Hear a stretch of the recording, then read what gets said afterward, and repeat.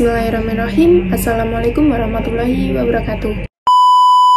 Perkenalkan, nama saya Adini Ma'arif dengan NIM 060103200001. Di sini saya akan menjelaskan sedikit mengenai auditing pendidikan. Ya, auditing adalah suatu kegiatan penilaian dan pengumpulan bukti-bukti mengenai informasi oleh auditor guna menentukan dan melaporkan tingkat kesesuaian antara informasi yang ada dengan kriteria yang telah ditetapkan yang bertujuan menghasilkan LHP. Apa itu LHP? LHP adalah laporan hasil pengauditan yang di dalamnya berisi opini atau pendapat. Menurut Undang-Undang Nomor 20 Tahun 2003, auditing pendidikan dilakukan pada penjaminan dan pengendalian pada proses evaluasi yang hasilnya akan dilaporkan kepada pihak pengambilan kebijakan tingkat satuan pendidikan untuk ditindaklanjuti. Auditing sebagai salah satu fungsi evaluasi dan penjaminan mutu diharapkan dapat berperan maksimal dalam rangka memberikan informasi yang akurat, apa adanya, dan faktual. Audit digunakan untuk mengkomparasikan fakta lapangan dengan standar yang ditetapkan. Jadi jelas bahwa penjaminan mutu dapat berjalan dengan baik melalui serangkaian evaluasi. Audit atau pemeriksaan dalam arti luas bermakna evaluasi terhadap suatu organisasi, sistem, proses, atau produk. Dalam konteks pendidikan, audit terhadap lembaga pendidikan dilakukan pemerintah dengan melepas pengelolaan lembaga pendidikan yang oleh pemerintah dan diberikan sepenuhnya oleh pihak sekolah.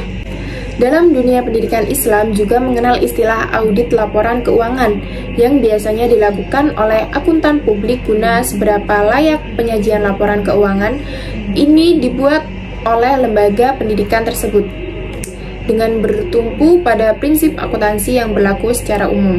Dalam modul auditing karya Nurmalasari, tujuan auditing secara umum dibagi menjadi 7, yakni kelengkapan, ketetapan eksistensi, penilaian, klasifikasi, pisah batas, dan pengungkapan. Menurut Institute of Internal Auditor, tujuan auditing di bidang pendidikan yakni ada 5. Apa saja? Yang pertama, melakukan tinjauan keandalan dan integritas informasi operasional dan keuangan. Yang kedua, menetapkan sistem yang telah didesain. Yang ketiga, melakukan tinjauan agar aset terjaga dan memverifikasi keberadaan aset tersebut.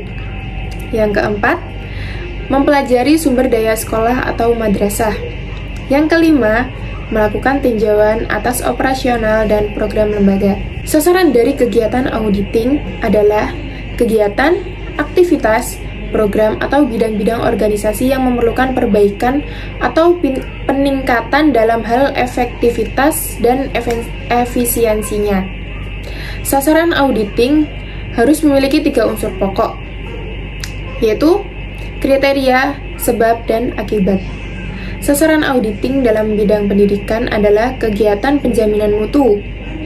Kegiatan ini dilakukan agar kualitas pendidikan semakin baik dan sesuai dengan apa yang menjadi harapan para stakeholder. Dalam Undang-Undang Nomor 20 Tahun 2003 tentang Sistem Pendidikan Nasional menyatakan bahwa sistem pendidikan nasional adalah keseluruhan komponen pendidikan yang saling terkait secara terpadu untuk mencapai tujuan pendidikan nasional. Audit digunakan untuk melakukan penjaminan mutu pada saat melakukan proses evaluasi. Pada konsep penjaminan mutu disebutkan bahwa audit merupakan bagian dari fungsi penjaminan mutu. Audit digunakan untuk membandingkan fakta lapangan dengan standar yang sudah ditetapkan. Hal ini dapat dibenarkan karena salah satu cara melakukan penjaminan mutu adalah dengan menetapkan seperangkat standar dan memastikan bahwa pada saat pelaksanaan nantinya sudah sesuai dengan standar-standar yang telah ditetapkan. Secara umum ada 2 jenis audit, yakni audit internal dan audit eksternal. Audit internal berarti proses identifikasi dan atau komparasi antara standar yang ditetapkan dengan pelaksana itu nyata yang terjadi pada organisasi tersebut. Audit eksternal merupakan audit yang dilakukan oleh pihak-pihak luar dari lembaga tersebut. Nah, standar kinerja lembaga pendidikan itu ada beberapa. Yang pertama, tugas pokok dan fungsi menurut Undang-Undang Nomor 32 Tahun 2004 tentang pemerintah daerah secara umum merupakan hal-hal yang harus dan bahkan wajib dikerjakan oleh seorang anggota organisasi atau pegawai dalam suatu instansi secara rutin sesuai dengan kemampuan yang dimilikinya. Untuk menyelesaikan program kerja yang telah dibuat berdasarkan tujuan, visi, dan misi suatu organisasi. Yang kedua, uraian jabatan.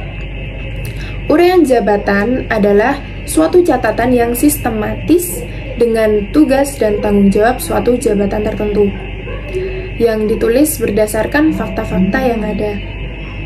Selanjutnya yang ketiga, yaitu standar operasional prosedur atau biasa disebut dengan SOP. Merupakan suatu perangkat lunak yang mengatur tahapan proses kerja maupun prosedur kerja tertentu. Selanjutnya yaitu yang keempat atau yang terakhir, yakni biaya standar. Biaya standar adalah biaya yang ditentukan di muka, yang merupakan jumlah biaya yang seharusnya dikeluarkan untuk membuat suatu satuan produk atau untuk membiayai kegiatan tertentu. Jadi sekian penyampaian materi dari saya mengenai auditing pendidikan. Mohon maaf jika banyak kesalahan dalam video kali ini. Saya mohon maaf sebanyak-banyaknya. Terima kasih. Wassalamualaikum warahmatullahi wabarakatuh. Semoga bermanfaat bagi kalian semua. Terima kasih.